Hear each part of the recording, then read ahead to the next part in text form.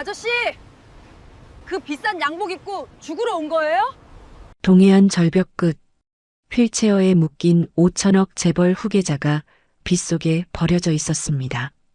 지우가 목숨 걸고 끌어올린 순간 남자의 창백한 입술이 파르르 떨렸습니다. 그런데 사흘 뒤 검은 양복대가 마을 골목골목을 뒤지기 시작했습니다. 휠체어 탄 놈 못 봤어? 더 기막힌 건 그날 밤 뉴스였습니다. 작은아버지가 눈물로 조카의 죽음을 애도하며 영웅처럼 떠받들고 있었으니까요. 도대체 이 남자를 절벽으로 몰고 간 사람은 누구일까요? 앞으로 두 사람 앞에 펼쳐질 충격적인 이야기는 무엇일까요? 사연 시작 전 구독과 좋아요로 함께 해주세요. 폭풍우가 세상의 모든 것을 집어삼킬 듯 몰아치는 밤이었습니다. 동해안 7번 국도를 달리는 검은색 세단은 금방이라도 벼랑 아래로 굴러떨어질 듯 위태로워 보였습니다. 운전석에 앉은 박비서의 손은 하얗게 질려 있었습니다. 내가 지금 무슨 짓을 하러 가는 거지? 핸들을 움켜쥔 열 손가락이 덜덜 떨렸고 동공은 공포로 흔들리고 있었죠. 그는 연신 백미러를 힐끔거렸습니다. 뒷좌석에는 최고급 수트를 입은 남자가 의식을 잃은 채 축 늘어져 있었어요. 조준혁. 조가제약 회장의 장남이자 후계자였습니다. 박비서의 눈가가 붉어졌습니다. 백미러에 비친 준혁의 창백한 얼굴을 볼 때마다 과거의 기억들이 주마등처럼 스쳐 지나갔어요.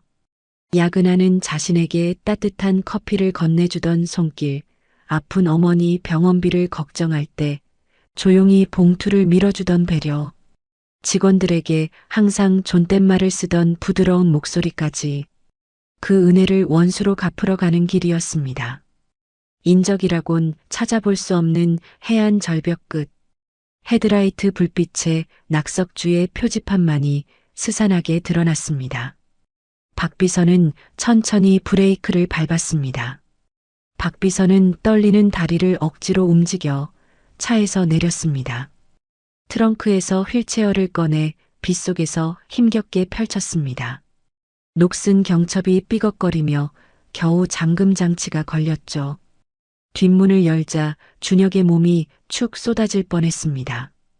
박비서는 서둘러 준혁의 상체를 붙잡았어요. 준혁은 꼭두각시처럼 힘이 빠져 있었습니다. 박비서는 준혁을 휠체어에 태우고 절벽 쪽으로 밀기 시작했습니다. 바퀴가 진흙탕에 푹푹 빠졌고 한 발자국 나아갈 때마다 발이 미끄러져 온몸에 힘을 줘야 했어요. 마침내 성난 파도가 들이치는 벼랑 끝에 다다랐습니다. 발 아래로는 시커먼 바다가 아가리를 벌린 채 포효하고 있었죠. 휠체어 바퀴가 진흙에 깊이 박혀 마치 고정된 것처럼 보였지만 비에 젖은 집안은 점점 물러지고 있었습니다. 언제 무너져도 이상하지 않은 상황이었어요. 박비서는 차마 마지막 한 발을 내딛지 못했습니다. 손으로 직접 밀어 떨어뜨리는 것, 그것만은 할 수 없었어요. 그는 무릎을 꿇고 준혁의 다리 위에 담요를 덮어주었습니다. 떨리는 손으로 담요 끝을 여며주다가 결국 참았던 눈물이 터져 나왔습니다. 죄송합니다, 도련님. 제가 할 수 있는 건 여기까지입니다. 박비서는 도망치듯 차에 올라타 시동을 걸고 엑셀을 밟았습니다. 타이어가 진흙을 튀기며 미끄러졌다가 겨우 앞으로 나아갔죠. 차량의 붉은 후미등이 빗속으로 멀어져 갔습니다. 절벽 위에는 휠체어에 앉은 준혁만이 홀로 남겨졌어요. 거센 비가 쉴 새 없이 그의 몸을 때렸고 휠체어 아래의 흙이 조금씩 쓸려 내려가기 시작했습니다. 덜컥 왼쪽 바퀴 아래의 땅이 무너졌습니다. 휠체어가 바다 쪽으로 기우뚱 기울었어요. 검은 파도가 절벽 아래에서 하얗게 부서지고 있었습니다. 한편 빗길을 달리던 박비서는 떨리는 손으로 휴대폰을 들었습니다. 통화 버튼을 누르자 신호음이 2번 울리고 낮은 목소리가 들려왔어요. 처리했습니다. 부회장님.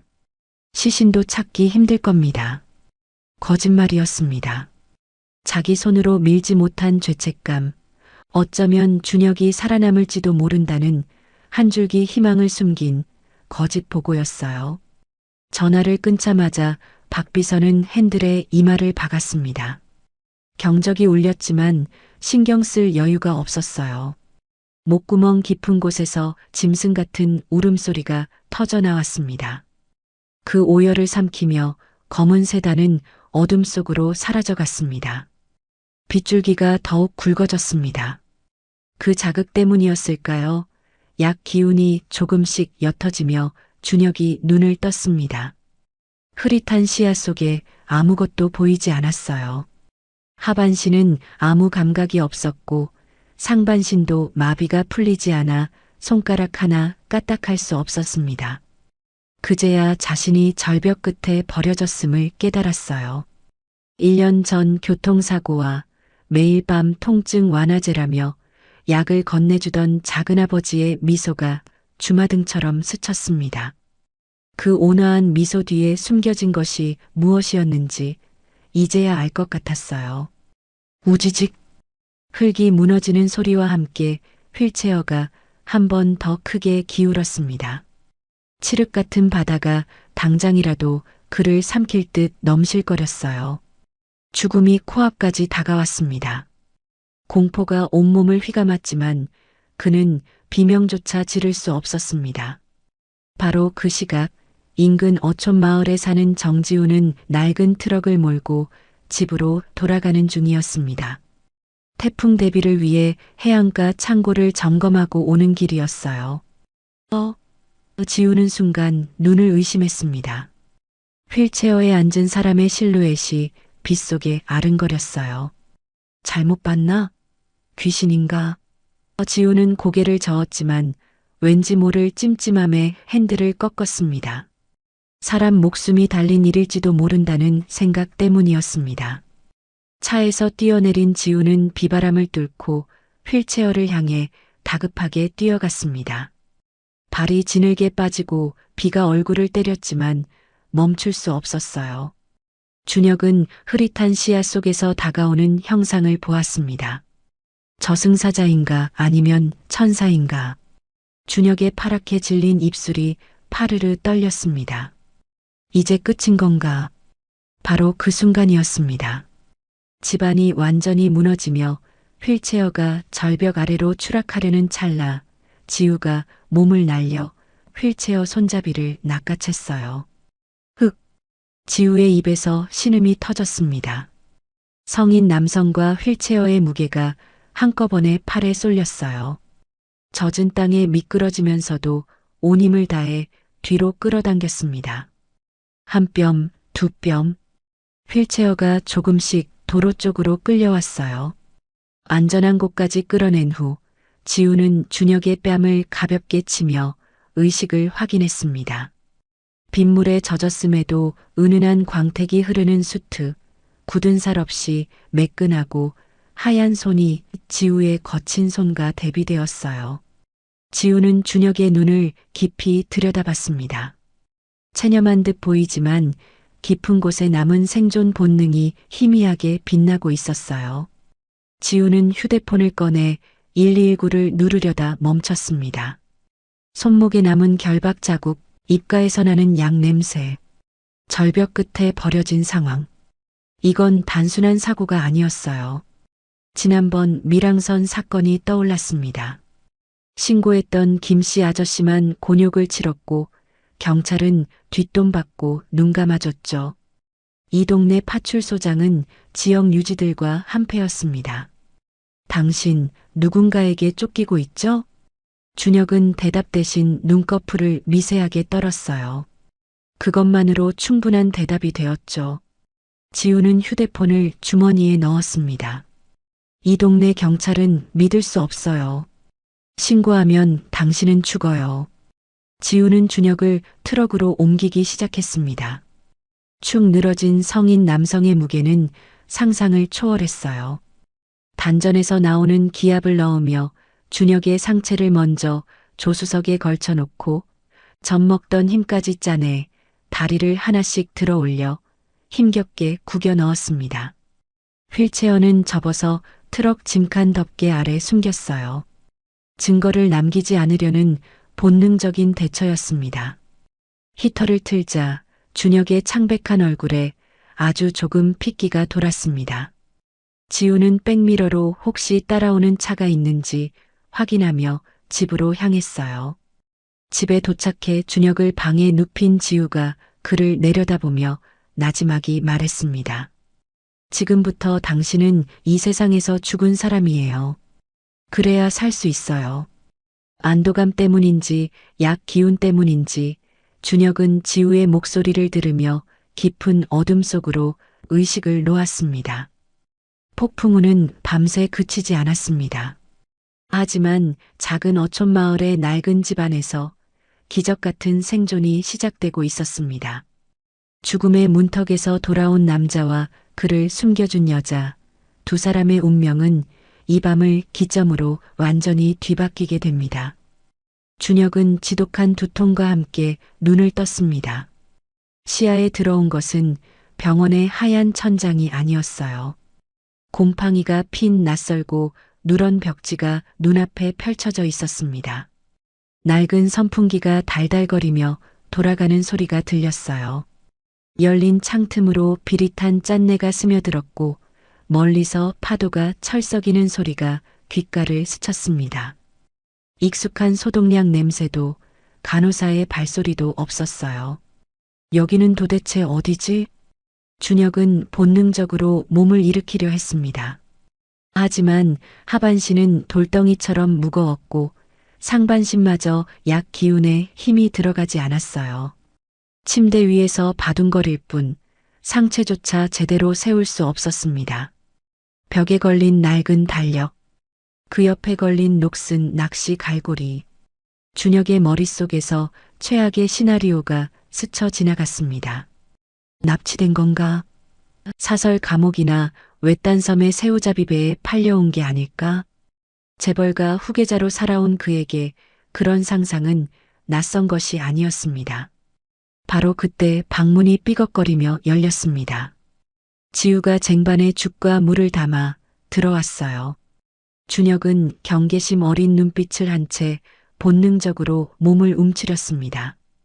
뒤로 물러나려 했지만 마비된 몸은 말을 듣지 않았죠. 당신 누구야? 준혁의 목소리가 갈라져 나왔습니다. 날카롭게 쏘아붙이듯 물었어요. 얼마를 원해? 재벌가에서 겪은 수많은 협박들이 머릿속을 스쳤습니다. 돈을 노린 유괴범인지 아니면 작은아버지가 보낸 또 다른 자객인지 어느 쪽이든 믿을 수 없었어요. 지우는 대답 대신 무덤덤하게 다가왔습니다. 아무 말 없이 준혁의 이마에 손을 얹어 열을 확인했어요. 열은 내렸네. 그녀는 쟁반을 머리맡에 내려놓으며 담담하게 말했습니다. 돈 뜯으려는 거 아니니까 일단 먹어요. 준혁은 숟가락을 거부했습니다. 독이 들었을지도 모른다는 의심이 머릿속을 떠나지 않았어요. 입을 굳게 다물고 고개를 돌렸습니다. 지우는 한숨을 내쉬더니 쟁반을 그대로 두고 방을 나갔어요. 혼자 남은 준혁은 극심한 갈증을 느꼈습니다. 목구멍이 사포로 문지른 듯 까끌거렸지만 자존심 때문에 물에 손을 대지 않았습니다. 시간은 지독하게 더디게 흘러갔죠. 얼마나 지났을까요? 준혁은 아랫배에 묵직한 통증을 느꼈습니다. 하반신 마비로 인해 배변 조절이 불가능한 상태였어요. 몸이 화장실에 가고 싶다는 신호를 보내고 있었지만 옴짝달싹할 수 없었습니다. 식은땀이 등줄기를 타고 흘러내렸어요. 준혁은 이를 악물고 필사적으로 참았습니다. 하지만 한계는 금세 찾아왔어요. 괄약근이 풀리며 실수를 하고 말았습니다. 축축하고 불쾌한 감촉, 코를 찌르는 냄새, 준혁의 자존심이 산산이 조각나는 소리가 들리는 듯 했습니다. 33년 인생에서 이토록 처참한 순간은 없었어요. 때마침 방문이 열렸습니다. 지우가 들어서더니 방 안을 채운 냄새의 상황을 파악했어요. 그녀는 아무런 말 없이 창문부터 활짝 열었습니다. 그리고 묵묵히 대야와 수건을 챙겨왔죠. 준혁의 얼굴이 붉어지다 못해 하얗게 질렸습니다. 수치심이 온몸을 휘감았어요. 보지 마. 나가. 목이 찢어질 듯한 절규가 터져 나왔습니다. 그냥 죽여줘, 제발. 지우는 아랑곳하지 않았습니다. 단호한 손길로 준혁의 옷을 벗기고 몸을 닦아내기 시작했어요. 가만히 있어요. 어린애도 아니고 똥 싼 게 뭐 대수라고. 그녀는 태연하게 말을 이었습니다. 먹은 게 없어서 냄새도 안 나네. 지우의 손은 거칠고 투박했습니다. 하지만 준혁을 닦아내는 손길은 망설임 없이 섬세했어요. 미지근한 물수건이 피부에 닿자 경직되어 있던 준혁의 몸이 조금씩 풀렸습니다. 깨끗한 옷으로 갈아입혀진 준혁은 멍하니 천장을 바라봤어요. 평생 남의 손에 수발을 받아왔습니다. 최고급 병원에서 최고의 간병인들이 그를 돌봤죠. 하지만 이런 밑바닥의 치부를 보인 건 태어나서 처음이었어요. 지우는 젖은 이불을 마당에 널고 돌아왔습니다. 식은 죽을 데워 다시 준혁의 입가에 숟가락을 가져갔어요. 쪽팔린 힘으로라도 살아요. 먹어야 힘내서 화장실도 가지. 준혁은 눈물을 삼켰습니다. 떨리는 입술로 숟가락을 받아들였어요. 미지근한 죽이 목구멍을 타고 내려갔습니다. 생존 본능이 자존심을 이긴 첫 순간이었어요. 며칠이 지났습니다. 준혁은 휠체어에 앉아 지우의 일상을 관찰하게 되었어요. 새벽 4시 동이 트기도 전에 일어나 집을 나서는 지우. 해가 중천에 뜨면 생선 비린내를 온몸에 풍기며 돌아오는 지우. 그녀는 쉴 틈도 없이 식당 아르바이트를 갖고 돌아와서는 밤늦게까지 그물을 손질했습니다. 갈라진 손등, 해풍에 그을린 얼굴. 준혁은 태어나서 처음으로 노동으로 채워진 하루를 목격했습니다. 어느 날 오후였어요. 평화롭던 마당에 오토바이 소리가 요란하게 울렸습니다. 동네 건달풍의 사내 둘이 나타났어요. 빚쟁이들이었습니다. 지우는 황급히 준혁의 휠체어를 방 안 깊숙한 곳으로 밀어 넣었어요. 장롱과 커튼 사이 좁은 공간에 숨기며 신신당부했습니다. 절대 나오지 마요. 소리도 내지 말고. 사내들은 집 안에서 말리고 있던 생선 건조대를 발로 툭툭 찼어요. 비아냥거리는 목소리가 들려왔습니다. 어이 정량, 돈 갚을 시간은 없고 생선 때깔이 말릴 시간은 있고.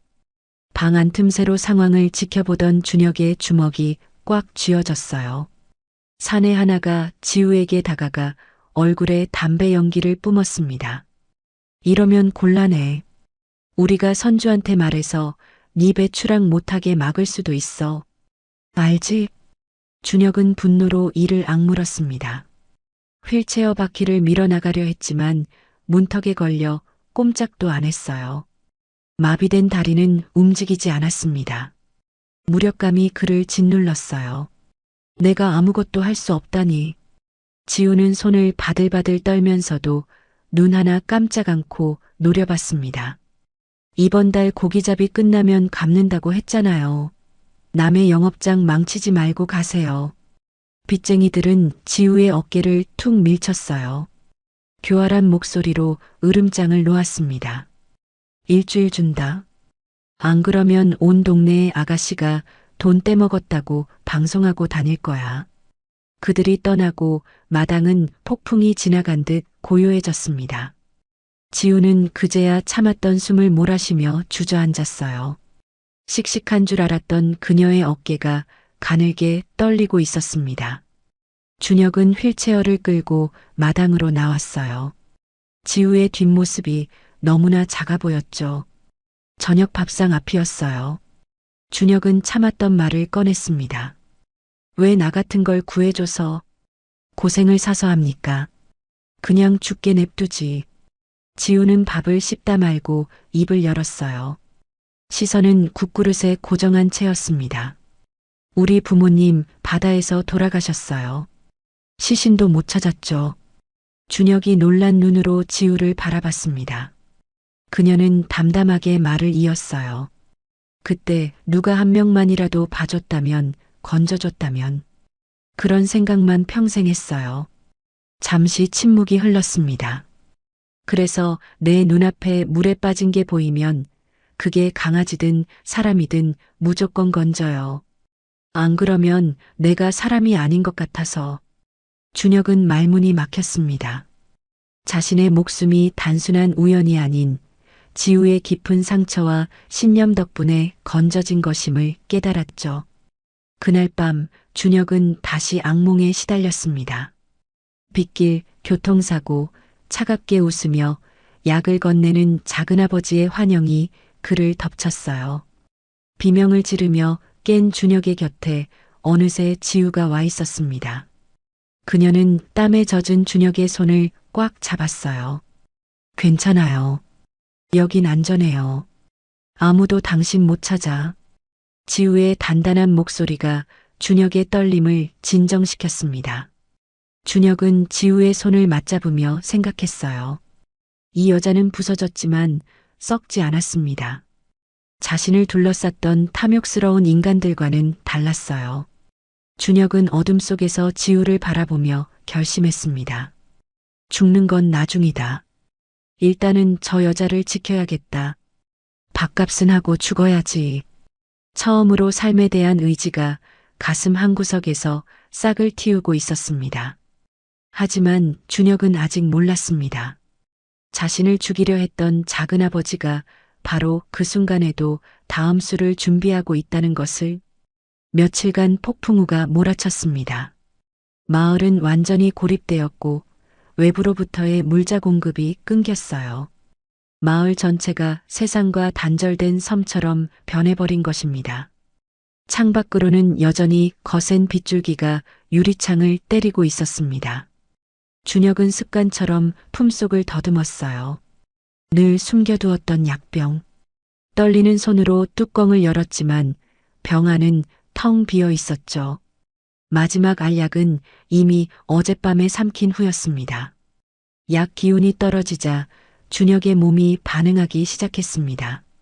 손이 걷잡을 수 없이 떨렸어요. 다리에서는 톱으로 뼈를 썰어내는 듯한 환상통이 밀려왔습니다. 식은땀이 비 오듯 쏟아졌고 심장은 갈비뼈를 뚫고 나올 듯 뛰었습니다. 지옥 같은 금단 현상이었어요. 준혁은 방 안을 뒤지기 시작했습니다. 서랍장, 찬장, 침대 밑 어디에도 약은 없었어요. 그러다 쓰레기통에서 자신이 버린 빈 약병을 발견했습니다. 준혁은 짐승처럼 그 병에 달려들었어요. 손톱 밑살이 까질 정도로 병 안쪽을 긁어댔습니다. 가루라도 찌꺼기라도 남아있기를 바라며 바로 그때 방문이 열렸습니다. 지우가 들어서다 그 모습을 보고 기겁했어요. 손톱 밑에 피가 맺혀 있었고 눈은 광기로 번들거렸습니다. 그녀는 재빨리 다가가 준혁의 손에서 약병을 빼앗았어요. 내놔. 그거 없으면 나 죽어.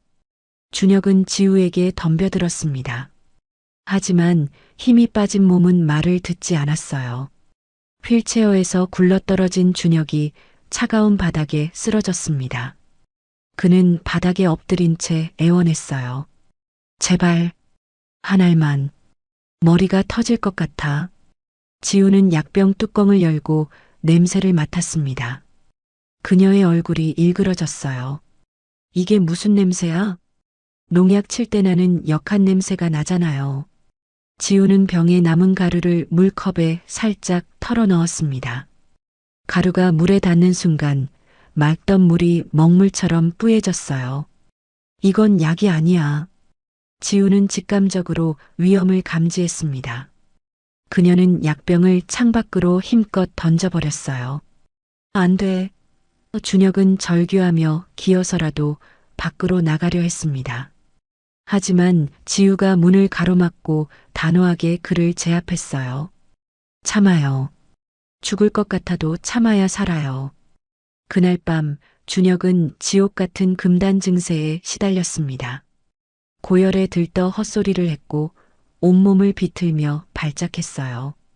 악몽과 현실의 경계가 뒤섞였습니다. 지우는 밤새 준혁의 곁을 지켰습니다. 물수건으로 이마와 목덜미를 닦아주고 경련이 일어나는 팔다리를 주물러줬어요. 그녀의 눈은 충혈되어 갔지만 단 한순간도 자리를 비우지 않았습니다. 꼬박 3일이 지났습니다. 준혁은 탈진하여 쓰러져 있었지만 열은 거짓말처럼 내렸어요. 눈동자에서 탁한 기운이 사라지고 맑은 빛이 돌아왔습니다. 아침 햇살이 창문을 통해 방 안으로 쏟아져 들어왔어요. 준혁은 멍하니 자신의 발끝을 바라봤습니다. 그때였어요. 늘 돌덩이 같았던 다리에 찌릿한 전류가 흐르는 느낌이 들었습니다. 아프다. 그 감각이었어요. 1년 만에 처음 느끼는 고통이었습니다. 준혁은 홀린 듯 발가락에 힘을 줬습니다. 엄지발가락이 아주 미세하게 기적처럼 까딱였어요. 준혁은 자신의 눈을 의심했습니다. 다시 힘을 줬어요. 움직였습니다. 정말로 움직이고 있었어요. 동시에 머릿속을 짓누르던 안개가 걷히기 시작했습니다. 약 기운에 가려져 있던 과거의 기억들이 선명한 영상처럼 터져 나왔어요. 비 내리는 밤, 조가제약 회장실, 어린 준혁이 문틈으로 안을 들여다보고 있었어요. 이놈아, 사람 목숨 가지고 장사하지 마라. 아버지 조민태 회장이 서류 뭉치를 집어 던졌습니다. 그 앞에 무릎 꿇고 있던 작은아버지 조강철. 형님은 항상 제 노력을 쓰레기 취급하시죠. 저도 인정받고 싶었습니다. 그날 밤 폐기되었던 프로젝트 뉴로케어. 신경재생을 돕지만 치명적인 마비 부작용이 있어 봉인된 바로 그 약이었어요. 현실로 돌아온 준혁은 전율했습니다. 1년 전 교통사고 이후 작은아버지가 매일 직접 챙겨주던 그 약. 준혁아, 이건 특별히 개발한 신약이란다. 어서 털고 일어나야지. 그 온화한 미소 뒤에 숨겨져 있던 살해. 통증을 없애주는 게 아니었어.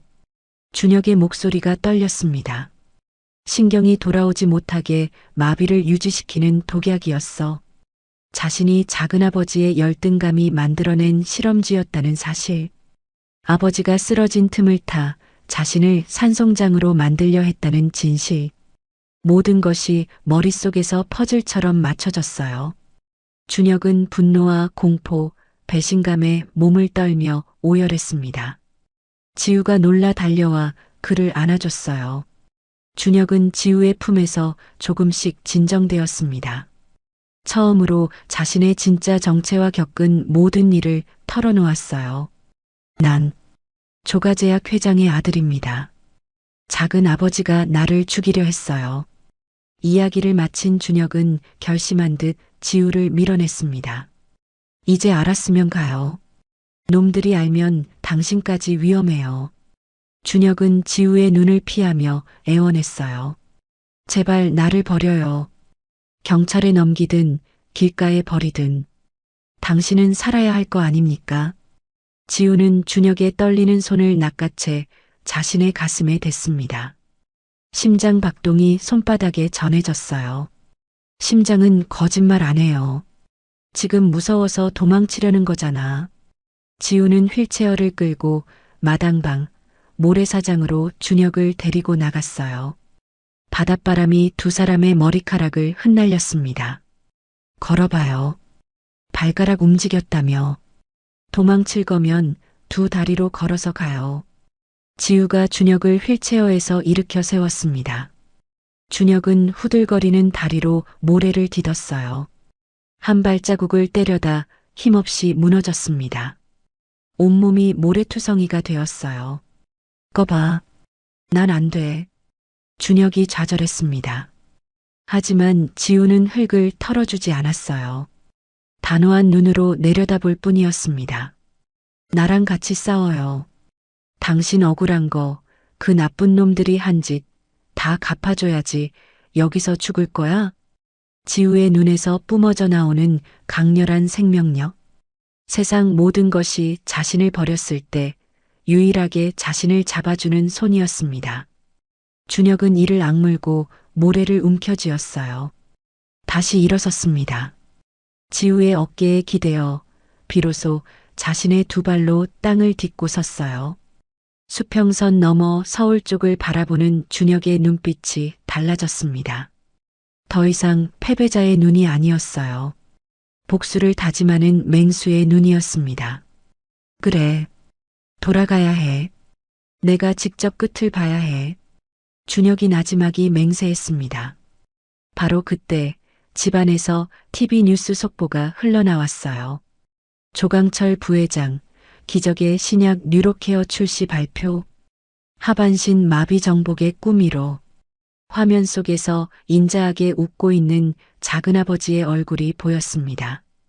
그 옆에 자료화면으로 준혁의 사진이 떴어요.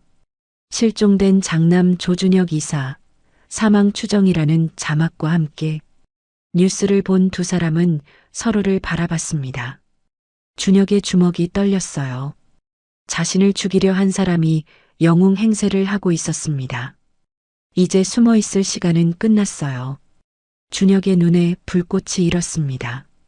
조용히 숨죽이던 사냥감이 이제 사냥꾼의 이빨을 드러낼 차례였습니다. 새벽 3시, 파도 소리만 깨어있는 시간이었습니다. 지우는 알람이 울리기 전에 눈을 떴습니다. 창밖을 한번 훑고 마을 쪽 불빛이 꺼진 걸 확인한 뒤에야 준혁의 방문을 열었어요. 일어나요. 오늘 물때 좋아. 준혁은 마비가 풀려오며 생기는 찌릿한 신경통에 신음했어요. 근육 곳곳이 쑤시고 뻐근했습니다. 밤새 다리에서 전류가 흐르는 듯한 통증이 계속되었죠. 그래도 군말 없이 몸을 일으켰습니다. 마을 사람들의 눈을 피하기 위해 재활훈련은 철저히 비밀리에 진행되어야 했습니다. 지우는 준혁에게 옷을 내밀었어요. 낡은 추리닝 바지와 헐렁한 티셔츠였습니다. 돌아가신 아버지가 생전에 입던 옷이었죠. 준혁은 말없이 그 옷을 받아 입었어요. 지우는 휠체어를 밀고 인적이 드문 해안가 절벽 아래로 향했습니다. 부드러운 모래사장이 펼쳐진 곳이었어요. 휠체어 바퀴가 푹푹 빠져 이동하기엔 최악이었지만 넘어져도 다치지 않는 천연 매트리스 역할을 할 수 있었습니다. 지우가 선택한 최적의 장소였어요. 준혁은 지우의 부축을 받아 휠체어에서 내려섰습니다. 발이 모래 속으로 푹 꺼졌어요.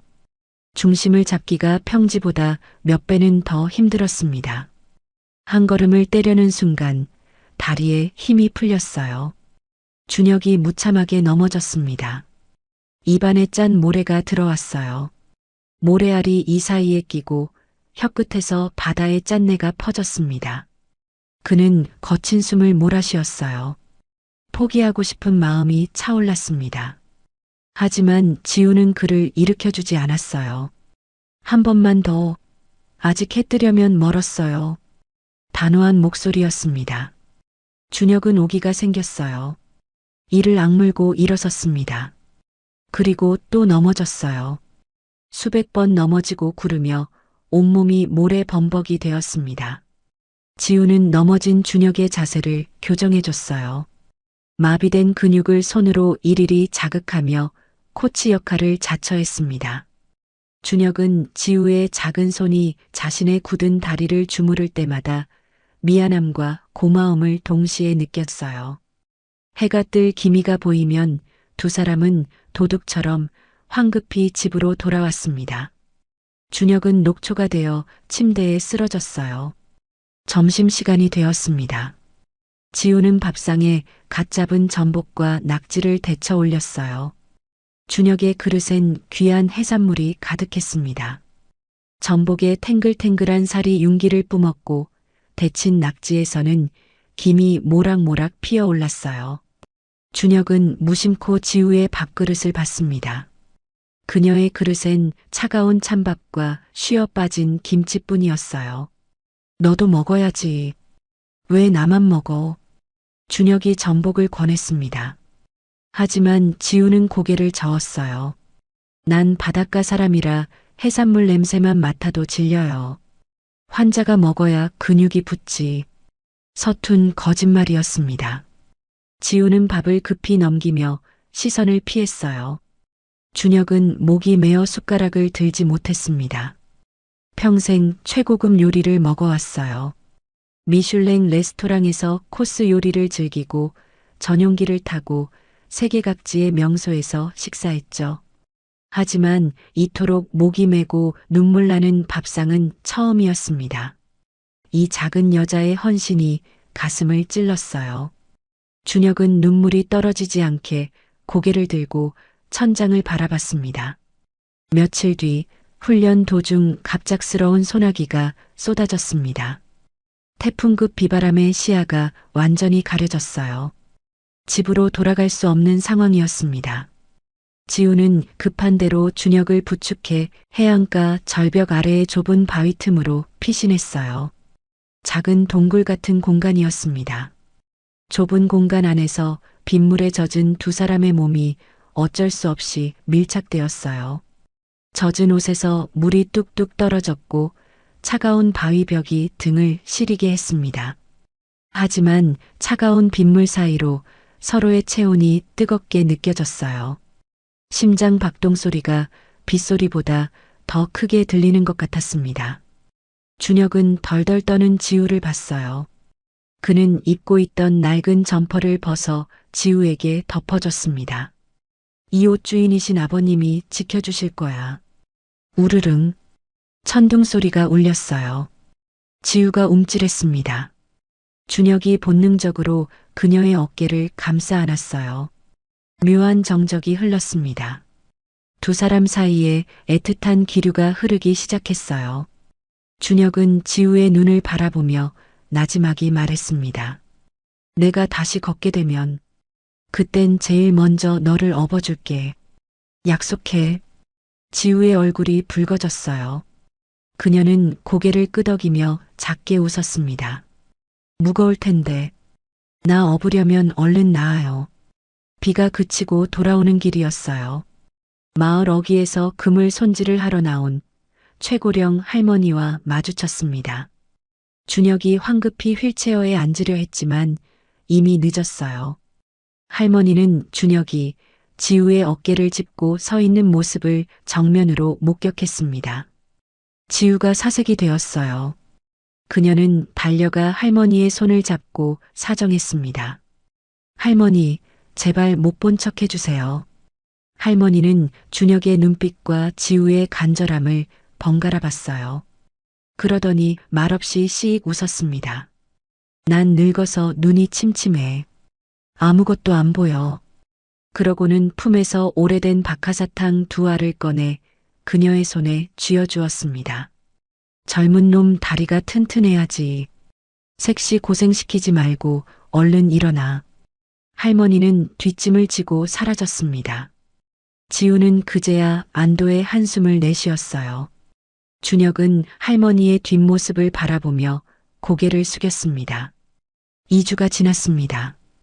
어느 새벽 훈련의 강도가 정점에 달했어요. 동이 트기 직전에 어스름한 시간이었습니다. 준혁은 온몸의 신경을 다리에 집중했어요. 오늘은 반드시 해내야 한다는 각오로 이를 악물었습니다. 지우의 어깨를 지지대 삼아 비틀거리며 일어섰어요. 다리 근육이 파들거렸고 땀이 비 오듯 쏟아졌습니다. 지우가 손을 떼려 했어요. 준혁이 휘청거렸습니다. 하지만 이번엔 넘어지지 않았어요.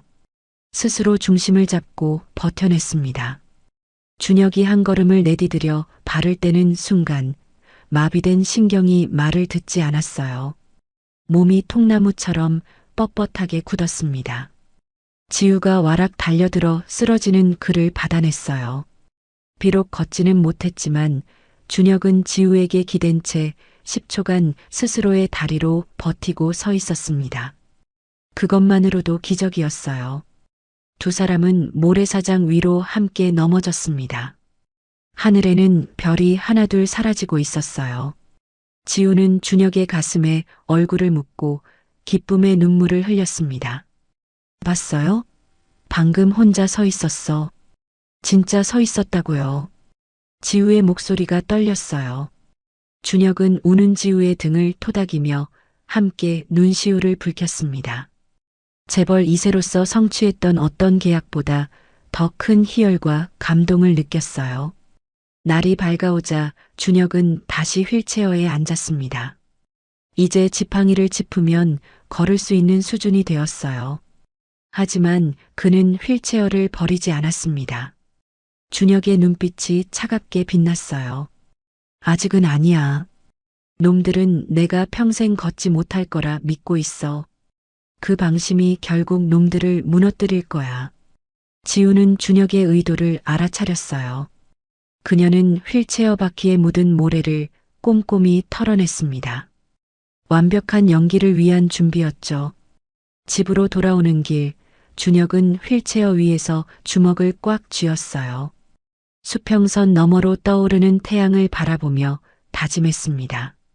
지우는 그런 준혁의 뒤에서 묵묵히 휠체어를 밀었습니다. 이제 그녀는 단순한 조력자가 아니었어요. 그의 삶과 운명을 함께 짊어지게 된 동반자였습니다. 그 시각 서울, 조강철의 회장 취임식이 임박했다는 뉴스가 라디오를 타고 흘러나왔습니다. 기다려라. 내 두 발로 걸어 들어가서 그 가면을 벗겨주마. 준혁의 나지막한 맹세가 파도 소리에 묻혔습니다. 서울 본사 회장실. 광철은 며칠째 보고를 기다리고 있었어요. 창밖으로 화려한 서울의 야경이 내려다 보였지만 그의 표정은 썩은 물처럼 어두웠습니다. 박비서 그놈, 일 처리를 어떻게 한 거야? 광철은 비서실장이 가져온 보고서를 낚아채 바닥에 내동댕이 쳤습니다. 시신이 안 떠올라? 그게 말이 돼? 그는 책상 위 난초 화분을 집어던졌습니다. 와장창 소리를 내며 흙과 사기 조각이 비서들의 구두 위로 튀었습니다. 누구도 입을 열지 못했죠. 의심이 생긴 광철은 보안팀을 닥달했어요. 사고 당일 준혁의 스마트워치 마지막 신호를 정밀 분석하라고 명령했습니다. 얼마 지나지 않아 보안팀장이 달려왔어요. 부회장님, 마지막 신호가 바다 한가운데가 아닙니다. 절벽 위 도로변 기지국에서 신호가 끊겼습니다. 광철의 눈이 뱀처럼 가늘어졌습니다. 살아있을 수도 있다는 거네. 쥐새끼처럼 어딘가 기어들어가 있을 수도 있고. 그가 으르렁거렸습니다. 시체가 없으면 장례도 못 치르고 찜찜해서 안 돼. 당장 가서 뒤져. 평화롭던 어촌 마을이었습니다. 갈매기 울음소리와 파도 소리만 들리던 한적한 마을 입구에 검은색 카니발 세대가 흙먼지를 일으키며 들이닥쳤어요. 차 문이 열리고 떡 벌어진 어깨에 검은 양복을 입은 사내들이 쏟아져 내렸습니다. 그들은 마을 슈퍼, 다방, 선착장을 쑤시고 다니며 준혁의 사진을 들이밀었어요. 이런 놈 못 봤어? 휠체어 타고 다니는 젊은 남잔데. 사내들은 마을 노인들에게 5만 원권 지폐를 쥐어주며 위압적으로 탐문했어요. 노인들은 겁에 질려 고개만 저었습니다. 평화롭던 마을에 긴장감이 돌았어요. 마침 그물을 털고 있던 마을 이장이 이 살벌한 광경을 목격했습니다. 낌새가 심상치 않음을 직감한 그는 그물을 내팽개치고 지름길인 골목길로 달렸습니다. 지우야, 큰일 났다. 이장이 지우의 집 마당으로 헐레벌떡 뛰어들었어요. 숨이 턱까지 차올라 말이 끊겼습니다. 서울 깍쟁이들이 떼거지로 몰려와서 네가 주워온 그 남자 찾는다. 마당에서 준혁의 다리 마사지를 해주던 지우는 사색이 되었습니다. 준혁 역시 놈들이 자신을 확인 사살하러 왔음을 직감했어요. 심장이 쿵쾅거렸습니다. 지우는 즉시 준혁을 일으켰어요. 집에 있으면 들켜요. 창고로 가야 해요. 지우는 준혁을 부축하여 뒷산 덤불숲을 헤치고 나아갔습니다. 목적지는 지금은 쓰지 않는 폐쇄된 멸치젓갈 저장고였어요. 지하에 있는 그곳은 습하고 쿰쿰한 젓갈 썩은 내가 진동했지만 사람의 눈을 피하기엔 최적의 장소였습니다.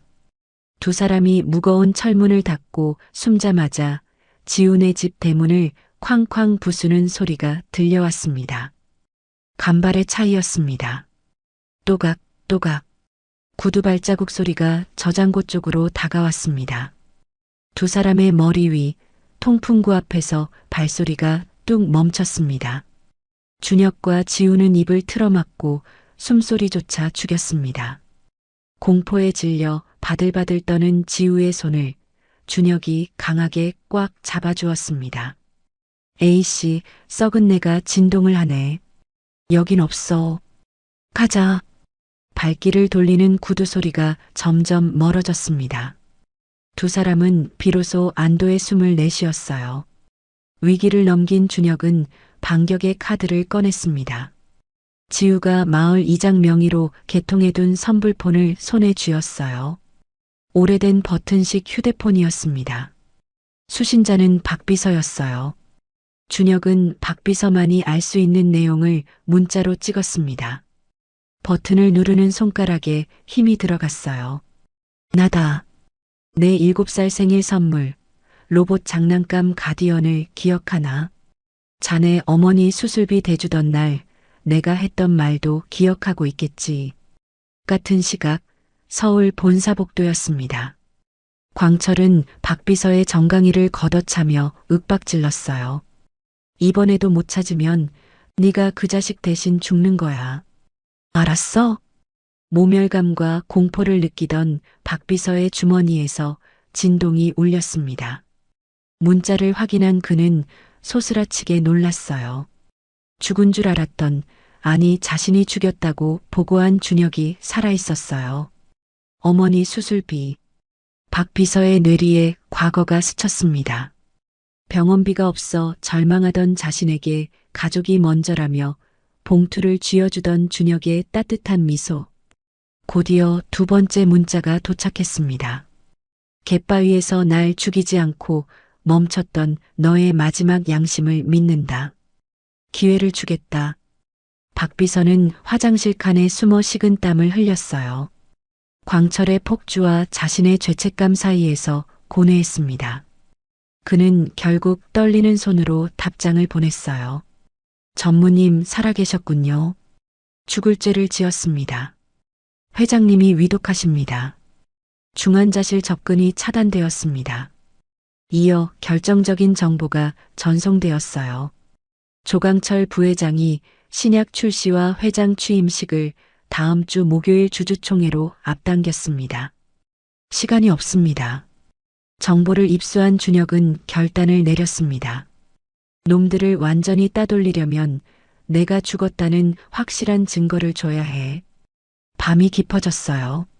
지우와 준혁은 몰래 창고를 빠져나와 험한 바닷가 절벽으로 이동했습니다. 준혁이 처음 발견되었던 그 근처였어요. 준혁은 자신이 타고 다니던 휠체어에 입고 있던 피 묻은 셔츠 조각을 묶었습니다. 1년간 자신을 가두어둔 쇠창살 같은 휠체어였어요. 잘 가라. 내 지옥 같았던 시간들아. 두 사람은 힘을 합쳐 휠체어를 거친 파도가 치는 절벽 아래로 힘껏 던졌어요. 휠체어는 갯바위에 부딪혀 산산조각이 났습니다. 쇳덩이가 부서지는 소리가 파도 소리와 뒤섞였어요. 누가 봐도 추락사한 현장이었어요. 다음 날 아침 현장을 확인한 박비서는 광철에게 보고를 올렸어요. 해안가 절벽 아래서 전무님의 휠체어 파편과 찢어진 옷가지를 발견했습니다. 시신은 조류에 휩쓸린 듯합니다. 계속 찾아보도록 하겠습니다. 일단은 경찰 쪽에 손을 써서 사망 처리하겠습니다. 광철은 그제야 비릿하게 웃으며 와인잔을 들었습니다. 그래, 하늘도 내 편이구나. 이제 거칠 것이 없다. 지우는 장판 밑에 숨겨두었던 통장을 꺼냈어요. 평생 생선 팔아모은 비린내 배인 피 같은 전 재산이었습니다. 손때가 묻어 너덜너덜해진 통장이었어요. 그녀는 인근 읍내의 중고차 매매상으로 가서 구석에 처박혀 있던 폐차 직전의 낡은 승합차를 현금 뭉치를 주고 샀습니다. 고물상에서 녹슨 수동 휠체어도 하나 구했어요. 준혁은 지우가 건넨 꼬깃꼬깃한 돈뭉치를 보며 가슴이 미어졌어요.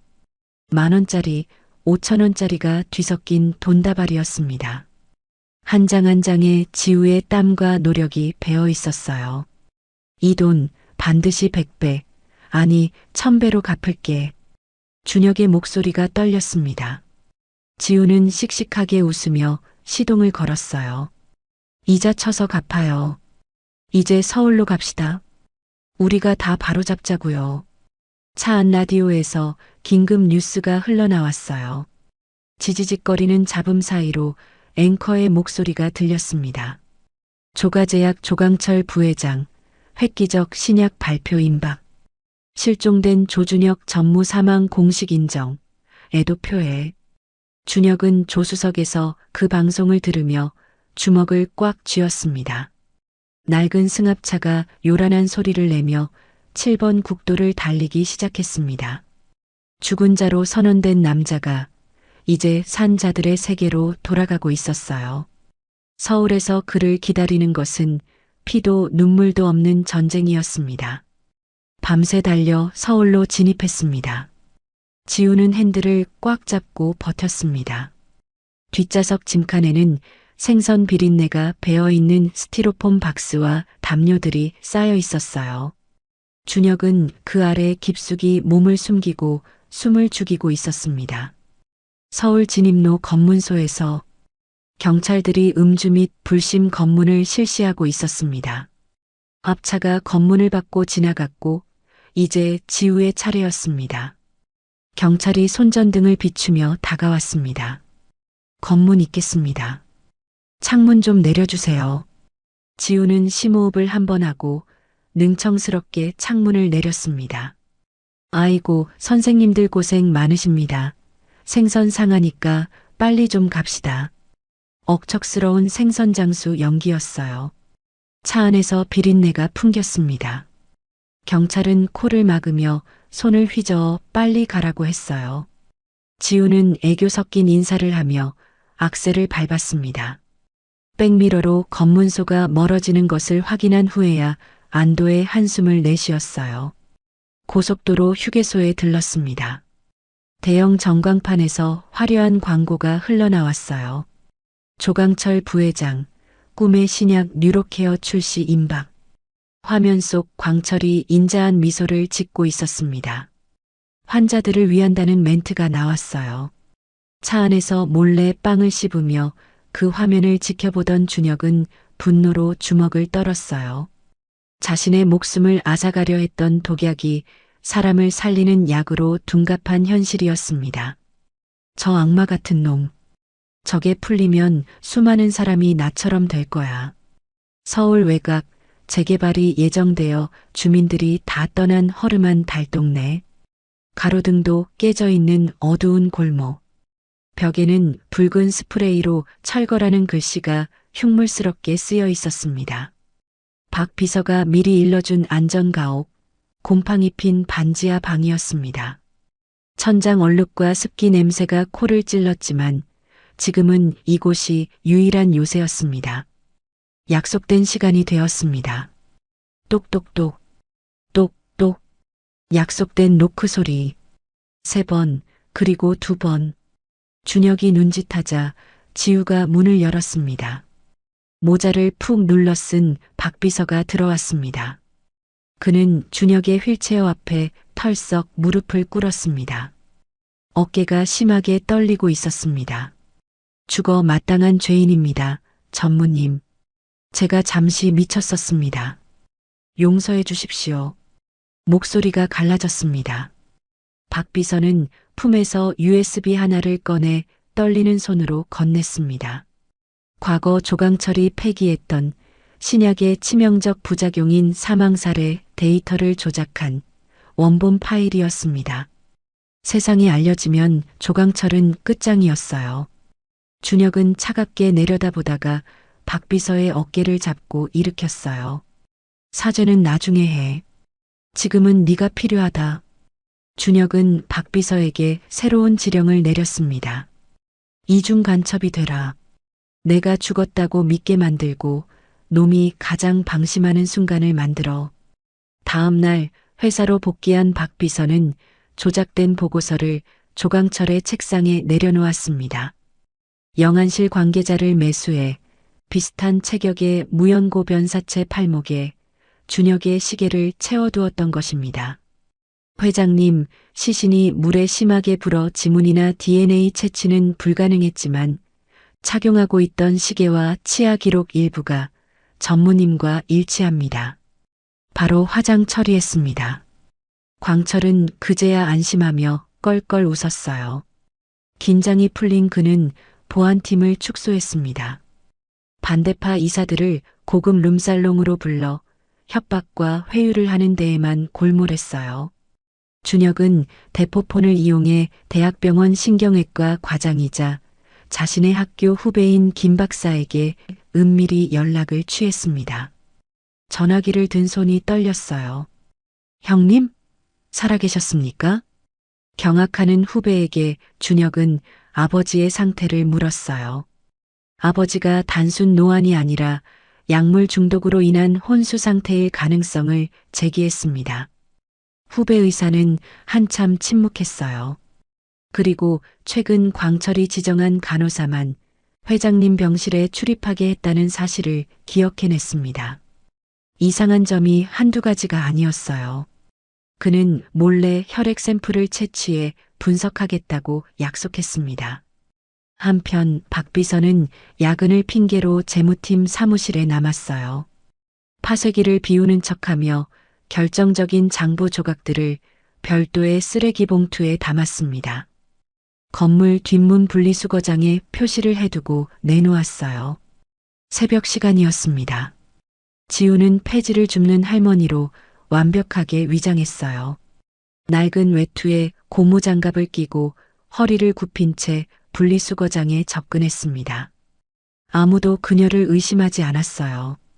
그저 새벽녘에 나온 폐지 줍는 사람일 뿐이었습니다. 지우는 박 비서가 표시해둔 봉투를 자연스럽게 수거해 리어카에 싣고 유유히 사라졌어요. 안전가옥으로 돌아온 지우는 밤새 작업을 시작했습니다. 좁쌀만한 종이 조각들을 테이프로 이어붙이는 고된 작업이었어요. 파쇄기에 갈린 종이 조각은 수백 개가 넘었습니다. 눈이 충혈되고 손가락 끝이 텄어요. 손톱 밑에 종이 먼지가 까맣게 끼었습니다. 준혁은 말리려 했어요.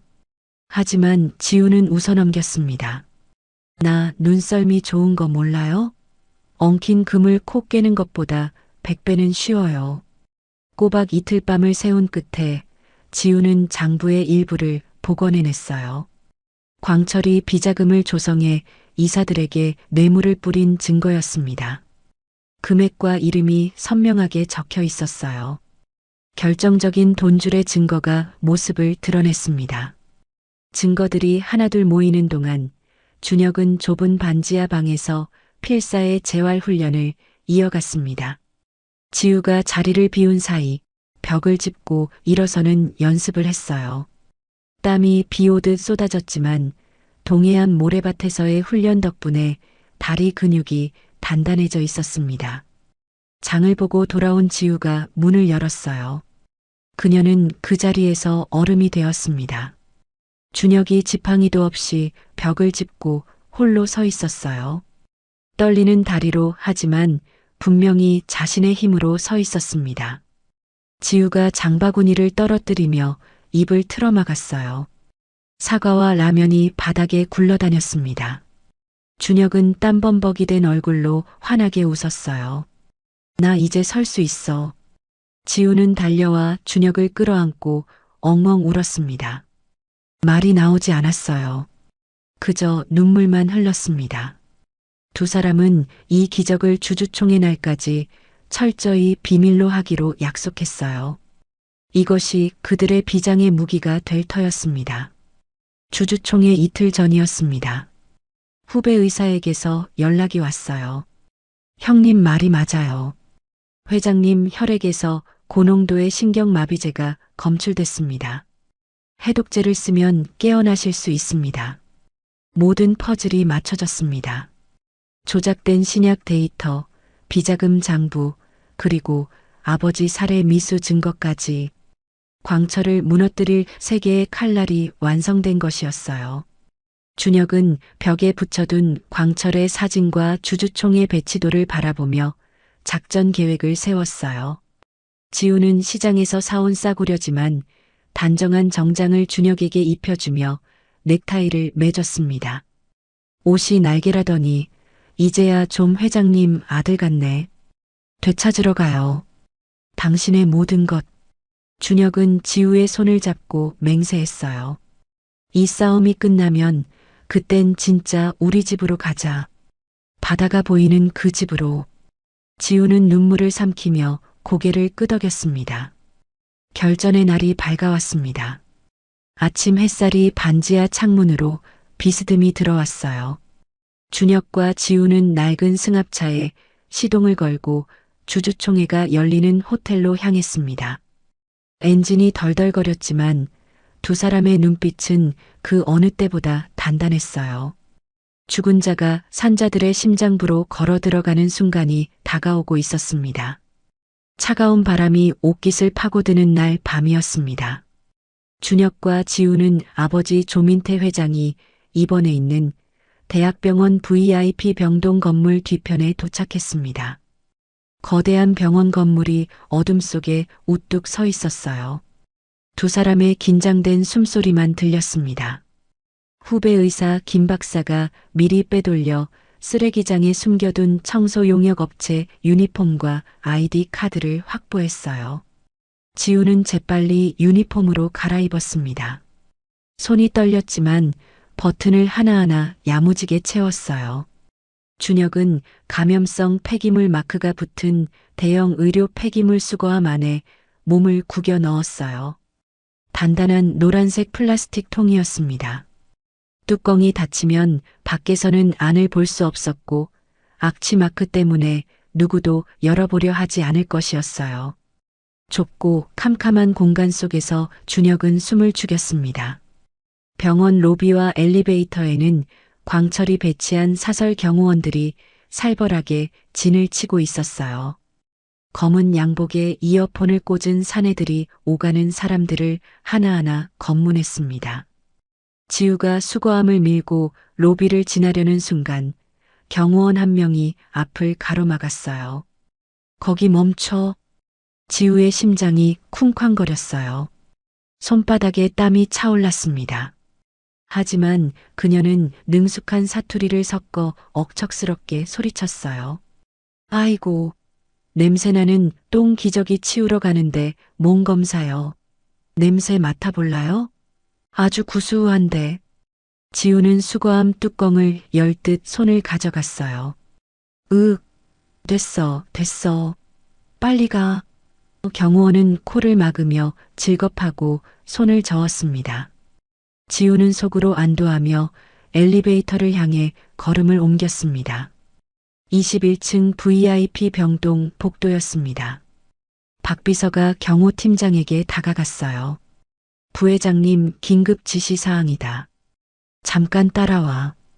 경호원들이 자리를 비운 틈을 타 지우는 신속하게 회장실 문을 열고 카트를 밀어 넣었습니다. 병실 문이 닫히자마자 준혁은 카트에서 빠져나왔어요. 각종 생명 유지 장치가 삐삐거리는 소리가 들렸습니다. 소독약 냄새가 코를 찔렀어요. 침대로 다가간 준혁은 그 자리에서 얼어붙었습니다. 아버지가 누워 있었습니다. 한때 카리스마 넘치던 재벌 회장의 모습은 온데간데 없었어요. 볼은 푹 꺼졌고 팔다리는 앙상하게 말라 있었습니다. 눈은 감긴 채 꿈쩍도 하지 않았어요. 산소 호흡기가 연결된 코와 입, 온갖 줄이 달린 팔. 가슴이 내려앉는 것 같았어요. 준혁은 무릎이 풀려 침대 옆에 주저앉았습니다. 준혁은 떨리는 손으로 아버지의 손을 잡았습니다. 따뜻했던 아버지의 손이 얼음장처럼 차가웠어요. 눈물이 왈칵 쏟아졌습니다. 아버지, 저 왔어요. 준혁이에요. 죽지 않고 살아서 돌아왔어요. 준혁이 울먹이며 귓가에 속삭였습니다. 기계음만 가득하던 병실에 변화가 일었어요. 의식 없던 아버지의 눈꺼풀이 미세하게 떨렸습니다. 준혁을 잡은 손가락 끝에 아주 약한 힘이 들어갔어요. 아버지가 자신의 목소리를 듣고 있었습니다. 준혁은 확신했어요. 그는 눈물을 닦았습니다. 조금만 버티세요. 제가 다 바로잡을게요. 감상을 멈추고 준혁은 아버지의 팔에 꽂힌 링거줄을 확인했어요. 투명해야 할 수액팩에 아주 옅은 노란색 약물이 섞여 들어가고 있었습니다. 준혁의 눈빛이 차갑게 변했어요. 챙겨온 주사기로 링거줄에 고무 튜브를 찔러 약물 샘플을 채취했습니다. 코끝에 역한 냄새가 닿았어요. 과거 자신을 마비시켰던 그 약물 특유의 냄새였습니다. 그때였어요. 복도에서 다급한 발소리와 함께 외침이 들렸습니다. 부회장님 오십니다. 박비서의 신호가 늦었어요. 도망칠 시간이 없었습니다. 병실 문이 열리기 직전 지우가 준혁을 다시 플라스틱 수거함 속으로 밀어 넣었어요. 뚜껑이 딸깍 소리를 내며 닫혔습니다. 지우는 재빨리 바닥을 대걸레로 닦는 척하며 구석으로 몸을 숨겼어요. 광철이 거칠게 문을 열고 들어왔습니다. 고급 양복에서 비싼 향수 냄새가 진동했습니다. 그는 침대에 누운 형 민태를 내려다보며 비릿하게 웃었습니다. 마치 승리를 확신한 자의 여유로운 미소였어요. 형님, 모레면 드디어 제 세상입니다. 그러니 이제 그만 편해지세요. 숨 쉬는 것도 고통 아닙니까? 플라스틱 통 안에 숨은 준혁은 두꺼운 벽 하나를 사이에 두고 그 말을 들었어요. 이를 악물었습니다. 주먹이 떨렸어요. 당장이라도 뛰쳐나가 목을 조르고 싶었지만 참았습니다. 광철은 링거를 한번 흘끗 보더니 만족한 듯 고개를 끄덕였어요. 나가려다 폐기물 수거함을 신경질적으로 걷어찼습니다. 청소를 어떻게 하는 거야? 길을 막고 있어. 통 안의 준혁은 충격에 신음이 터져 나올 뻔했지만 입술을 깨물며 버텼습니다. 심장이 터질 것 같은 침묵이 흘렀습니다. 광철이 나가자마자 박 비서가 들어왔어요. 식은 땀을 닦으며 급하게 말했습니다. 어서 나가십시오. 5분 뒤에 의료진 회진입니다. 지우는 준혁이 담긴 무거운 폐기물 수거함을 밀고 필사적으로 복도를 빠져나왔어요. 경호원들 옆을 지날 때는 숨이 멎는 것 같았어요. 화물용 엘리베이터를 타고 1층까지 내려갔습니다. 엘리베이터 문이 열리자 지우는 있는 힘껏 수거함을 밀었어요.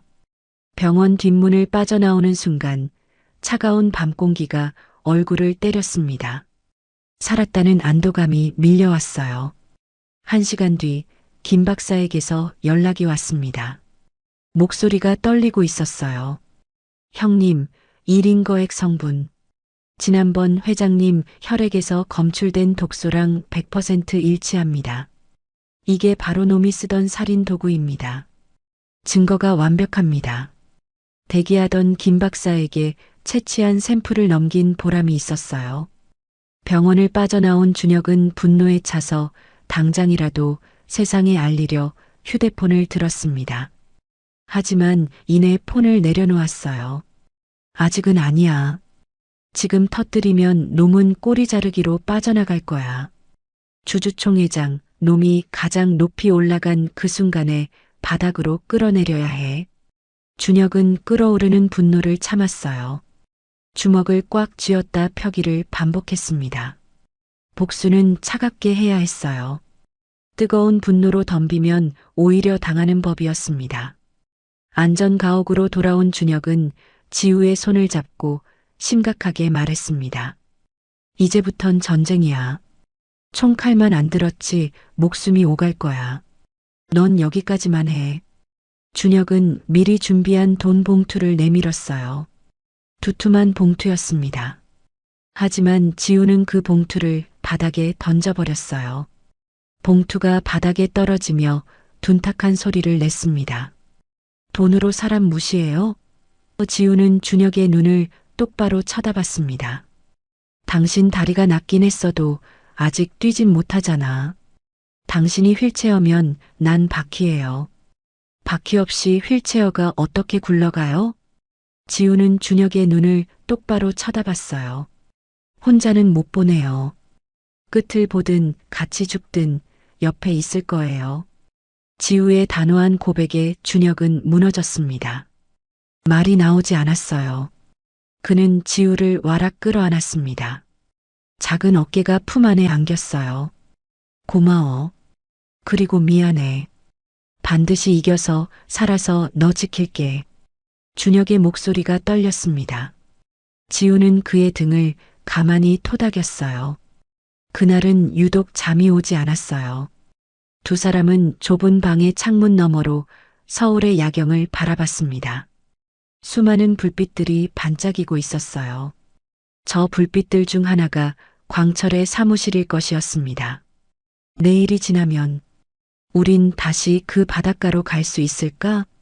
지우의 물음에 준혁이 대답했어요. 아니, 더 좋은 곳으로 갈 거야. 우리가 함께 할 수 있는 곳으로. 지우는 준혁의 어깨에 머리를 기댔어요. 폭풍 전야의 고요함이 두 사람을 감쌌습니다. 서로의 온기에 의지하며 결전의 날을 기다렸어요. 창밖으로 새벽빛이 희미하게 밝아오고 있었습니다. 그들의 운명이 그리고 정의가 심판받는 날이 서서히 다가오고 있었습니다. 주주총회 하루 전이었습니다. 호텔 연회장은 전쟁터 같은 긴장감이 감돌았습니다. 광철은 불안감을 잠재우기 위해 경호 인력을 평소의 3배로 늘렸습니다. 모든 출입구를 봉쇄 수준으로 검문했어요. 쥐 한 마리도 빠져나갈 수 없는 철통 보안이었습니다. 정문부터 로비, 행사장 입구까지 3중 보안 검색대가 설치되었습니다. 금속 탐지기가 번쩍이고 경호원들이 삼엄하게 서 있었어요. 광철은 보안팀장에게 고함을 질렀습니다. 개미 새끼 한 마리도 내 허락 없이 들이지 마. 모든 참석 예정자의 명단이 재검토되었습니다. 가방과 소지품 검사는 공항 검색대보다 더 까다로울 거라는 말이 돌아다녔어요. 내일이면 광철은 새로운 회장이 될 터였습니다. 같은 시각 달동네 안전가옥이었습니다. 박 비서는 화장실에 숨어 준혁에게 문자를 보냈어요. 주주총회장의 대형 스크린과 스피커를 마음대로 켜고 끌 수 있는 방송실 컴퓨터 관리자 비밀번호였습니다.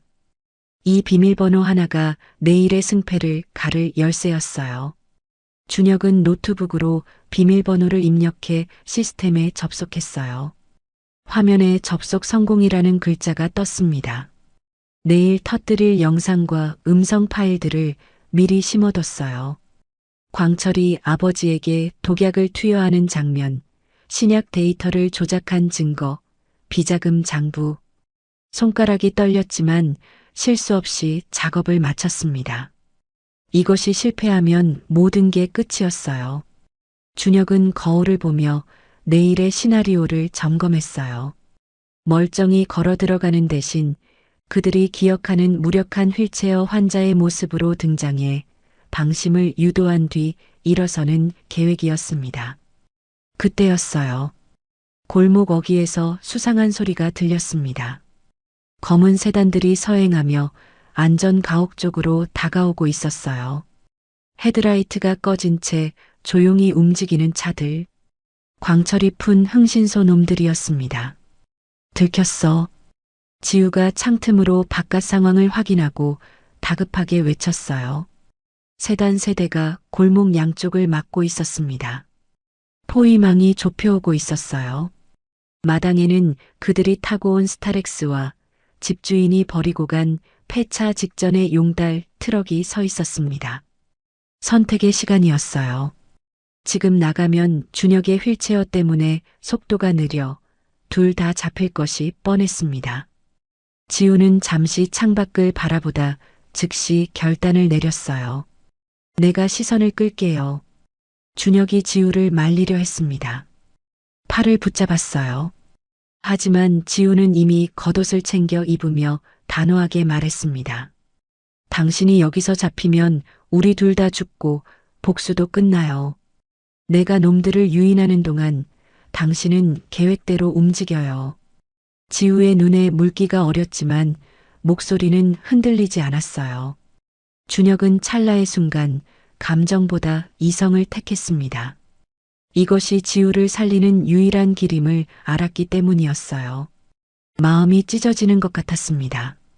지우는 준혁의 손을 꽉 잡았습니다. 손이 따뜻했어요. 호텔 지하 주차장에서 만나요. 꼭 살아서 봐요. 짧고 굵은 작별 인사였어요. 더 많은 말을 하고 싶었지만 시간이 없었습니다. 지우가 먼저 마당에 있던 낡은 용달 트럭에 시동을 걸었어요. 요란한 엔진 소리를 내며 골목을 박차고 나갔습니다. 아, 저기 튀어나간다. 잡아. 잠복해 있던 깡패들의 차량이 일제히 지우의 트럭을 쫓았습니다. 골목길에서 위험천만한 추격전이 벌어졌어요. 텅 빈 골목이었습니다. 준혁은 지우가 만들어준 틈을 타 스타렉스를 몰고 반대 방향으로 빠져나갔어요. 심장이 터질 것 같았습니다. 백미러로 멀어지는 지우의 트럭이 보였어요.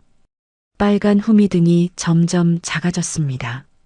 준혁은 가슴을 치며 우는 대신 핸들이 휘어질 정도로 꽉 쥐었어요. 눈에 차가운 살기가 서렸습니다. 기다려.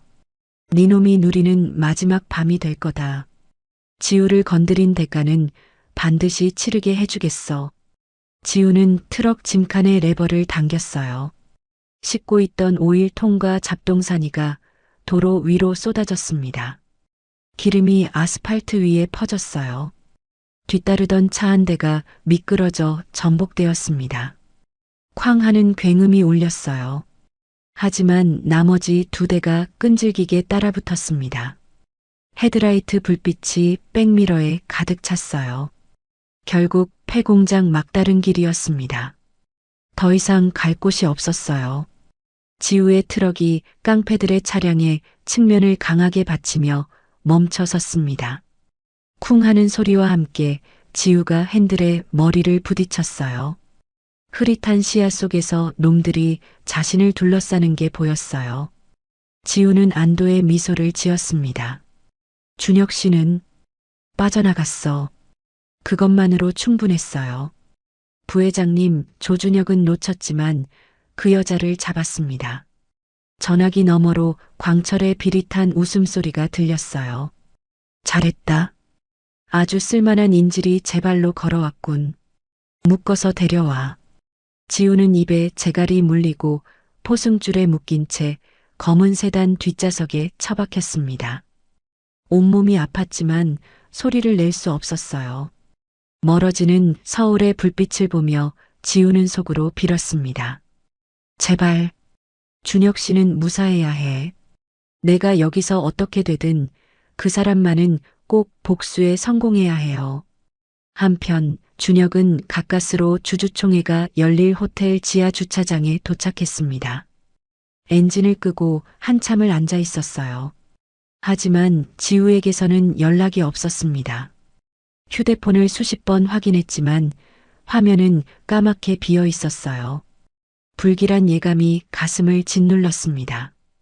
준혁은 애써 불안을 지우며 미리 파악해둔 지하 4층 구석 청소 도구함 창고로 숨어들었어요.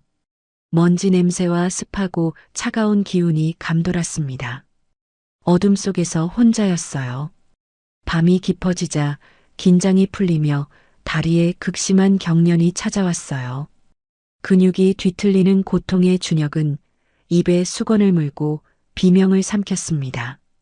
마치 수천 개의 바늘이 다리를 찌르는 것 같았어요. 이마에 식은땀이 흘렀습니다. 주머니에 진통제가 있었어요. 하지만 준혁은 약을 꺼내지 않았습니다. 안 돼. 내일 정신이 몽롱하면 실수해. 맨정신으로 버텨야 해. 준혁은 진통제를 꺼내려던 손을 멈추고 약을 바닥에 버렸어요. 알약들이 바닥에 흩어졌습니다. 고통도 잊지 마. 이 아픔까지 놈들에게 전부 돌려줘야 해. 준혁은 고통을 분노의 연료로 삼아 눈을 부릅뜨고 밤을 지새웠습니다. 그의 눈빛은 이미 사냥을 앞둔 맹수의 것이었어요. 새벽 2시였습니다. 창고는 칠흑같이 어두웠어요. 준혁은 어둠 속에서 대포폰을 꺼냈습니다. 희미한 화면 불빛이 얼굴을 비췄어요. 평소 안면이 있던 정의로운 기자, 그리고 우호적인 지분을 가진 소액주주 대표에게 문자를 보냈습니다. 내일 아침 9시 조강철 부회장의 가면이 벗겨질 겁니다. 주주총회장에 오십시오.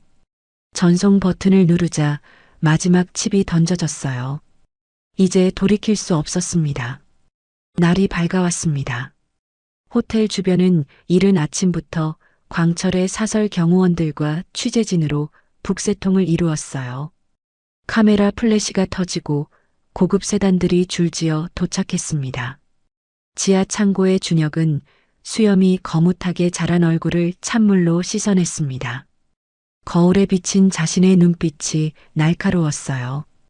더 이상 나약한 환자의 눈이 아니었습니다. 준혁은 챙겨온 낡은 양복을 입고 지우가 사왔던 그 낡은 휠체어를 펴고 앉았습니다. 가죽은 해지고 바퀴에선 쇠 긁는 소리가 났어요. 하지만 지금 이 순간 광철을 방심시킬 최고의 무기였습니다. 그들은 자신이 여전히 걷지 못한다고 믿고 있었어요. 기다려라. 네가 만든 지옥 그대로 돌려주러 간다. 준혁이 어둠 속에서 휠체어 바퀴를 굴리며 화물용 엘리베이터 쪽으로 향했습니다. 비장한 바퀴 소리만이 지하 주차장에 울려 퍼졌어요. 지우를 구하고 아버지를 살리고 광철을 무너뜨릴 최후의 결전이 시작되었습니다. 주주총회 당일 아침이었습니다. 그랜드 호텔 대연회장은 수많은 취재진과 정재계 인사들로 발 디딜 틈 없이 붐볐어요. 카메라 플래시가 쉴 새 없이 터졌습니다. 단상 위 광철은 말끔한 연미복을 입고 여유로운 미소를 짓고 있었어요. 뒤편 대형 스크린에는 혁신 신약 뉴로케어 출시 및 조강철 회장 취임식이라는 문구가 화려하게 빛났습니다. 광철이 마이크를 잡고 연설을 시작했어요. 오늘 우리는 질병 없는 미래로 나아갑니다. 비록 제 조카 준혁 군은 안타까운 사고로 우리 곁을 떠났지만 광철은 거짓 눈물을 훔치며 연기했습니다. 매수된 이사들과 주주들이 기립박수를 치며 분위기를 고조시켰어요. 이에 저는 고인의 유지를 받들어 그룹 회장직을 수락하고 신약 출시를 선언합니다. 광철이 샴페인 잔을 높이 들었습니다. 바로 그 순간이었어요. 연회장의 육중한 양쪽 문이 쾅 하는 굉음과 함께 활짝 열렸습니다. 웅성거리던 사람들 사이로 정적이 흘렀어요. 모든 시선이 입구로 쏠렸습니다. 역광을 받으며 휠체어 한 대가 천천히 들어왔습니다. 바퀴가 대리석 바닥을 구르는 소리가 고요한 연회장에 울려 퍼졌어요. 죽은 줄 알았던 조준혁이었습니다. 수염을 깎고 말끔한 정장을 입었지만 여전히 창백한 얼굴로 휠체어에 앉아 있었어요. 유령이 나타난 것 같았습니다. 장례는 순식간에 아수라장이 되었어요. 카메라 플래시가 미친 듯이 터졌습니다. 기자들이 질문을 쏟아냈어요. 살아계셨습니까? 사망 기사는 오보입니까? 아니, 준혁이 아니냐? 살아있었구나. 광철이 단상에서 뛰어내려와 준혁을 껴안는 척했어요. 그러면서 놈만이 들을 수 있는 목소리로 싸늘하게 속삭였습니다. 네가 숨겨둔 그 계집, 지금 행사장 뒤편 대기실에 묶여 있다. 허튼 수작 부리면 어떻게 될지 나도 궁금한데. 준혁의 표정이 순식간에 굳어졌어요. 광철은 짐짓 안타까운 표정으로 큰 소리로 연기했습니다. 다리는 여전히 못 쓰는구나. 쯧쯧, 충격이 컸나 보구나. 준혁은 힘없는 목소리로 대답했어요. 네. 작은아버지가 주신 약 덕분에 겨우 목숨만 부지해서 왔습니다. 준혁은 품에서 USB 하나를 꺼내 떨리는 손으로 내밀었습니다. 작은아버지의 취임을 축하하며 아버지가 남기신 마지막 유언 영상을 가져왔습니다. 이것만 틀고 저는 물러가겠습니다. 유언 영상? 광철의 눈이 번뜩였습니다. 형이 죽어가며 남긴 말이라면 자신의 정통성을 더해줄 좋은 도구라 생각했습니다. 그래, 기특하구나. 형님의 유언이라면 다 같이 봐야지. 광철은 의심 없이 USB를 받아 진행 요원에게 넘겼습니다. 이것이 자신의 목을 조를 밧줄인 줄도 모르고 진행 요원이 USB를 꽂았어요. 메인 스크린의 화면이 지직거리며 바뀌었습니다. 참석자들의 시선이 스크린으로 향했어요. 충격적인 영상이 재생되기 시작했습니다. 과거 실험실에서 쥐들이 약물을 투여받고 마비되어 죽어가는 장면이 나왔어요. 임상 데이터 조작 문서들이 빠르게 지나갔습니다. 회의장 곳곳에서 비명이 터져 나왔어요. 결정타로 녹음된 음성이 스피커를 찢을 듯 울려 퍼졌어요. 형님만 없으면 돼. 준혁이 놈 평생 걸어다닐 일 없게 계속 먹여. 재활 못하게. 광철의 목소리였습니다. 틀림없는 그의 목소리였어요. 주주총회장은 비명과 경악으로 뒤덮였습니다. 궁지에 몰린 광철은 이성을 잃고 소리쳤어요. 꺼. 저거 당장 꺼. 다 조작이야. 광철은 미리 배치해둔 깡패 용역들에게 눈짓했습니다. 뭐해? 저 미치광이 놈 당장 끌어내. 용역들이 준혁을 덮치려는 찰나 회의장 옆문이 열렸어요. 광철의 신복들이 지우를 끌고 들어왔습니다. 지난밤 추격전 끝에 잡힌 지우는 포승줄에 묶여 있었고 입술이 터져 피가 묻어 있었어요. 하지만 지우의 눈빛은 꺾이지 않았어요. 광철은 용역들을 물리고 지우의 머리채를 잡아 자신의 앞으로 끌어당겼습니다. 품에서 비상용으로 가지고 있던 고농도 신약 주사기를 꺼내 지우의 목에 들이댔어요. 바늘 끝이 지우의 피부에 닿았습니다. 다 멈춰. 방송 꺼. 안 그러면 이 여자 여기서 식물인간으로 만들어주마. 광철의 광기에 찬 외침에 연회장 전체가 얼어붙었어요. 경호원들도 기자들도 숨을 멈췄습니다. 준혁의 눈이 뒤집혔어요. 그 여자 놔줘. 당신이 원한 건 나잖아. 광철은 비릿하게 웃으며 준혁을 조롱했습니다. 승리를 확신한 표정이었어요. 데이터 파기한다고 말해. 당장. 안 그러면 이 여자 목에 바늘을 찔러 넣겠어. 지우는 재갈이 물린 채 고개를 저으며 준혁에게 오지 말라는 눈빛을 보냈어요. 눈물이 그렁그렁 맺혔지만 그녀의 눈빛은 단호했습니다. 준혁을 위해 희생하겠다는 각오가 담겨 있었어요. 모두가 절망적인 상황이라 생각한 그 순간이었습니다. 준혁이 휠체어 팔걸이를 잡은 손에 핏줄이 설 정도로 힘을 줬어요. 손등에 힘줄이 붉어졌습니다. 준혁은 심호흡을 한 번 하고 휠체어에서 엉덩이를 뗐습니다. 모든 시선이 그에게 쏠렸어요. 삐걱거리는 소리와 함께 앉아있던 준혁이 두 다리로 땅을 딛고 우뚝 일어섰어요. 185cm의 거구와 위압감이 드러났습니다. 걸을 수 없다던 남자가 일어선 것이었어요. 장내의 모든 소음이 순간 삭제된 듯 정적이 흘렀어요. 누군가의 입에서 탄성이 새어나왔습니다. 광철의 동공이 지진 난 듯 흔들렸어요. 너, 다리가. 광철의 목소리가 갈라졌습니다. 준혁은 더 이상 걷는 연습을 하던 환자가 아니었어요. 분노로 가득 찬 맹수처럼 단상 아래에 있는 광철을 향해 단숨에 달려들었습니다. 발소리가 대리석 바닥에 울렸어요. 광철이 반응하기도 전에 준혁이 날아올라 광철의 손목을 잡았습니다. 광철이 비명을 질렀습니다. 주사기가 바닥에 떨어져 깨졌어요. 준혁은 반대편 주먹으로 광철의 얼굴을 정통으로 가격했습니다. 광철이 나가떨어졌습니다. 한때 왕자를 노리던 남자가 바닥에 쓰러져 신음하고 있었어요.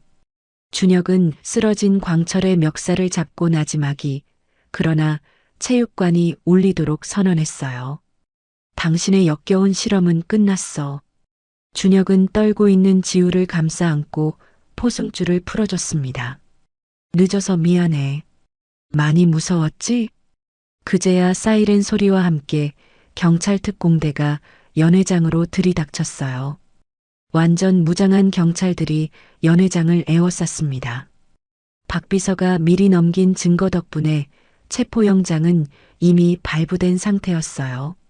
조강철 씨, 살인 미수 및 의료법 위반, 횡령 혐의로 체포합니다. 차가운 수갑이 광철의 손목에 채워졌습니다. 수갑이 채워지는 순간까지 광철은 발악했어요. 이건 모함이야. 다 저 자식이 꾸민 일이라고. 하지만 아무도 듣지 않았습니다. 카메라들이 수갑찬 광철의 모습을 담았어요. 광철은 경찰에게 끌려나갔습니다. 한때 왕좌에 앉으려던 남자의 초라한 최후였어요. 상황이 정리되자 준혁은 흐트러진 옷매무새를 다듬었습니다. 지우의 부축을 받으며 다시 단상 위로 올라갔어요. 이번엔 휠체어가 아닌 두 다리로. 모든 카메라가 그를 향했습니다. 준혁은 마이크를 잡고 당당하게 선포했어요. 오늘부로 뉴로케어는 전량 폐지됩니다. 모든 관련 자료는 수사기관에 제출할 예정이며 회사를 사유화한 자들을 전원 법정에 세우겠습니다. 우레와 같은 박수가 쏟아졌습니다. 쏟아지는 플래시 세례 속에서 준혁은 옆에 선 지우의 손을 들어 올리며 꽉 잡았어요. 지우의 눈에 눈물이 그렁그렁 맺혀 있었습니다. 진정한 승리자의 모습이었어요. 바다에서 시작된 그들의 이야기는 이제 새로운 장을 열고 있었습니다. 사건이 마무리되고 일주일 후였습니다. 대학병원 VIP 병동이었어요. 해독제를 꾸준히 투여받은 조민태 회장이 긴 혼수 상태에서 깨어났습니다. 의료진도 기적이라고 했어요. 눈을 뜬 민태는 병상 곁을 지키고 있는 아들을 알아봤어요. 야윈 모습의 준혁이었습니다. 밤을 새워 간호한 탓에 눈 밑에 그늘이 짙었어요. 회장은 떨리는 손을 뻗었습니다. 준혁은 아버지의 손을 잡고 오열했습니다. 참았던 눈물이 터져 나왔어요. 재벌 2세로서 항상 강해야 했던 남자가 아버지 앞에서는 그저 아들이었습니다. 민태는 마비된 혀를 힘들게 움직여 말했어요. 미안하다. 내가 널 지켜주지 못해서. 그리고 살아와줘서 고맙다. 장하다 내 아들. 회장의 눈시울도 붉어졌어요. 부자는 한참을 말없이 손을 맞잡고 있었습니다. 준혁은 병실 밖에서 기다리던 지우를 데리고 들어왔습니다. 지우는 긴장한 표정으로 들어섰어요. 아버지, 저를 살려준 사람입니다. 제 생명의 은인이고 평생을 함께할 사람입니다. 준혁의 목소리에 확신이 담겨 있었어요. 민태는 지우의 투박한 손을 두 손으로 감싸쥐며 고개를 숙였습니다. 아가, 고맙다. 우리 집안을 네가 일으켜 세웠구나. 지우도 눈물을 흘리며 회장의 쾌유를 빌었습니다. 며칠 뒤 서울중앙지방법원이었어요. 광철과 그 일당에 대한 선고 공판이 열렸습니다. 법정은 방청객과 기자들로 가득 찼어요. 카메라 셔터 소리가 쉴 새 없이 울렸습니다. 수의를 입은 광철은 끝까지 뻔뻔했습니다. 한때 화려한 양복을 입고 권력을 휘두르던 모습은 온데간데 없었어요. 나는 회사를 위해 그랬을 뿐이요. 고개를 빳빳이 들고 있었어요. 반성의 기미가 전혀 없었습니다. 판사가 판결문을 읽어 내려갔습니다. 피고인은 반인륜적인 생체 실험과 살인 미수 횡령을 저질렀음에도 반성의 기미가 전혀 없다. 이에 사회로부터 영구히 격리할 필요가 있어 무기징역을 선고한다. 무기징역이 선고되는 순간 광철은 비명을 질렀어요. 법정 경위들에게 끌려나갔습니다. 발버둥치며 소리쳤지만 소용없었어요. 준혁은 방청석에서 그 모습을 차갑게 그리고 담담하게 지켜봤습니다. 긴 악연의 고리가 끊어지는 순간이었어요. 박비서는 자수를 선택했어요. 경찰서로 들어가기 전 준혁을 찾아와 마지막으로 고개를 숙였습니다. 죄가 피하지 않고 다 받겠습니다. 정말 죄송했습니다, 전무님. 준혁은 박비서에게 국내 최고의 변호인단을 붙여주며 어깨를 두드려줬어요. 감형받을 수 있게 도울 거야. 죄값 다 치르고 나오면 그땐 비서 말고 진짜 형 동생으로 소주나 한잔하자. 한 달 뒤 준혁은 임시 주주총회를 소집하여 단상에 섰습니다. 뉴로케어의 전면 폐기를 공식 선언하고 관련된 모든 연구 데이터를 그 자리에서 삭제하는 퍼포먼스를 보였어요. 대형 스크린의 파일 삭제 화면이 떴습니다. 앞으로 우리 그룹은 돈이 아닌 사람을 살리는 약만을 만들 것입니다. 그것이 아버지가 세운 창업 이념이자 제가 지켜나갈 가치입니다. 주주들과 임직원들의 기립박수가 쏟아졌습니다. 새로운 시대가 열리고 있었어요. 계절이 2번 바뀌고 6개월 후 가을이었어요. 그룹 계열사 호텔 야외 정원에서 성대한 결혼식이 열렸습니다. 단풍이 물든 정원은 동화 속 한 장면 같았어요. 하객석에는 정재계 인사들뿐만 아니라 지우의 어촌마을 이장님과 박하사탕 할머니 등 마을 사람들도 VIP로 초대받아 자리를 빛냈습니다. 그때 그 비실비실하던 놈이 이렇게 멋진 신랑이 됐구만. 할머니가 흐뭇하게 웃으며 박수를 쳤습니다. 휠체어를 타야 할 거라던 의사들의 예상을 깨고 건강을 많이 회복한 민태는 지팡이 하나에 의지한 채 2발로 줄에서게 섰습니다. 순백의 드레스를 입은 지우와 턱시도를 입은 준혁이 동시에 입장했어요. 지우의 드레스가 햇살에 빛났습니다. 두 사람의 걸음은 그 어떤 모델보다 당당하고 아름다웠어요. 민태는 주례사 대신 아들에게 회장 임명장을, 며느리에겐 가문의 반지를 건네며 웃었어요. 이제 이 무거운 짐은 너희가 지거라. 나는 손주나 보며 쉴란다. 결혼식이 끝나고 두 사람은 몰디브나 하와이 같은 호화 신혼여행지 대신 짐을 꾸려 강원도 동해안으로 향했습니다. 7번 국도를 달리는 차 안이었어요. 창밖으로 푸른 바다가 펼쳐졌습니다. 1년 전 폭풍 우 치던 날 죽으러 가던 그 길을 이제는 세상에서 가장 행복한 표정으로 달렸어요. 지우가 운전하고 준혁은 조수석에서 그녀를 바라봤습니다. 어촌마을에 도착하자 마을 사람들이 풍물패를 울리며 환영했어요. 아이고, 우리 지우랑 재벌 사위 왔는가. 마을 전체가 들썩였습니다. 준혁은 양복을 벗어 던지고 몸빼 바지로 갈아입은 뒤 지우의 낡은 집을 수리하기 시작했습니다. 망치를 들고 썩은 대문을 새 것으로 달았어요. 비가 새던 지붕도 튼튼하게 보수했습니다. 사람 써서 하지 뭘 직접 해요? 지우가 물었어요. 준혁은 땀을 닦으며 웃었습니다. 여기가 우리를 살린 곳이잖아. 내 손으로 예쁘게 고쳐주고 싶어. 마을 이장이 지나가다 막걸리를 건네며 말했어요. 허우대만 멀쩡한 줄 알았더니 일머리가 있네. 서울놈 중에 제일 괜찮은 놈이야. 준혁은 웃으며 막걸리를 받아 마셨습니다. 저녁이 되자 마당에서 거대한 잔치가 열렸어요. 서울에서 공수해온 최고급 출장 뷔페와 마을에서 잡은 싱싱한 회가 한 상 가득 차려졌습니다. 풍물패가 흥겨운 가락을 울렸어요. 준혁은 마을 노인들에게 일일이 술을 따르며 감사를 표했습니다. 자신을 숨겨주고 모른 척해줬던 그 따뜻한 무관심이 자신을 살렸음을 알았기 때문이에요. 노인들은 손사래를 치며 웃었습니다. 잔치가 무르익을 무렵 준혁과 지우는 슬그머니 자리를 빠져나와 산책에 나섰습니다. 두 사람이 도착한 곳은 1년 전 준혁이 버려졌고 지우가 그를 구했던 바로 그 절벽 끝이었어요. 파도 소리는 그때처럼 거셌지만 더 이상 공포스럽지 않았습니다. 달빛이 바다를 은색으로 비췄어요. 바람이 두 사람의 옷자락을 흔들었습니다.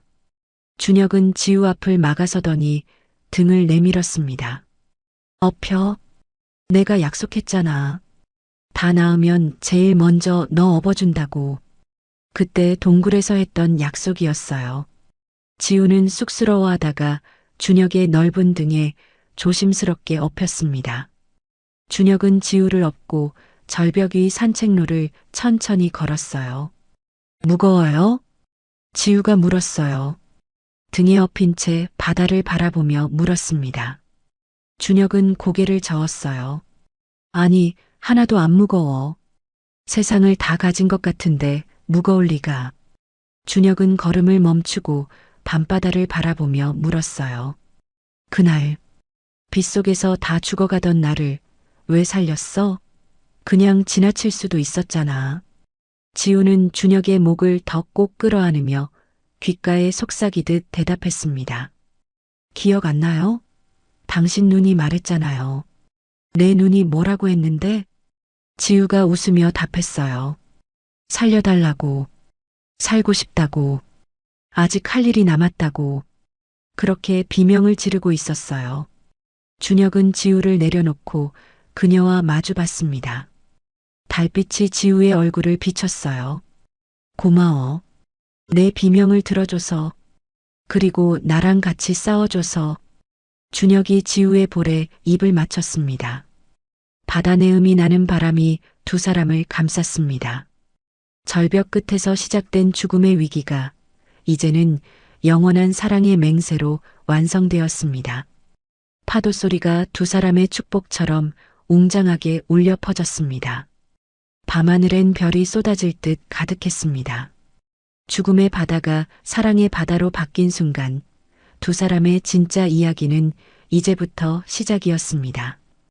오늘 이야기를 끝까지 들어주셔서 감사합니다. 어디에서 이야기를 듣고 계신지 댓글로 남겨주시면 반드시 답장 드리겠습니다. 오늘도 행복하시고 건강한 하루 보내시길 간절히 바랍니다. 다음 이야기로 찾아뵙겠습니다. 구독, 좋아요 부탁드립니다. 햇살 같은 이야기였습니다.